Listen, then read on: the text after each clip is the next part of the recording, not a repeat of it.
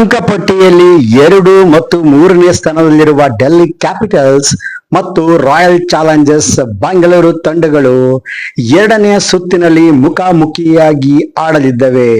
ಇದೇ ಭಾನುವಾರ ನಡೆಯುವ IPLನ 46ನೇ ಪಂದ್ಯದಲ್ಲಿ ಸೆಣಸಾಟ ನಡೆಸಲಿದೆ. RCB ಪಾಲಿಗೆ ಇದು ಗೆಲ್ಲಲೇಬೇಕಾದಂತ ಆಟವಾಗಿದೆ. ಯಾಕೆಂದರೆ ಚಿನ್ನಸ್ವಾಮಿಯಲ್ಲಿ ನಡೆದ ಮೊದಲ ಸುತ್ತಿನ ಪಂದ್ಯದಲ್ಲಿ ಡೆಲ್ಲಿ ತಂಡ 6 ವಿಕೆಟ್ ಅಂತರದಿಂದ ಬೆಂಗಳೂರು ತಂಡವನ್ನು ಸೋಲಿಸಿತ್ತು. ಹೀಗಾಗಿ ಈ ಆಟ ಗೆಲ್ಲಲೇಬೇಕಾಗಿದೆ. ಇನ್ನೊಂದೆಡೆ ಈ ಪಂದ್ಯ ರಾಹುಲ್ ವರ್ಸಸ್ ಕೊಹ್ಲಿ ಎಂದೇ ಬಣ್ಣಿಸಲಾಗಿದೆ.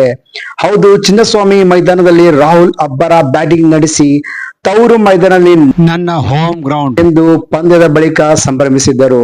ಇದೀಗ ಕೊಹ್ಲಿ ಕೂಡ ತಮ್ಮ ತವರಾದ ಡೆಲ್ಲಿಯಲ್ಲಿ ಅಬ್ಬರದ ಬ್ಯಾಟಿಂಗ್ ನಡೆಸಿ ಸಂಭ್ರಮಿಸಬೇಕಾಗಿದೆ ಎಂದು ಅಭಿಮಾನಿಗಳು ಕಾದು ಕುಳಿತಿದ್ದಾರೆ.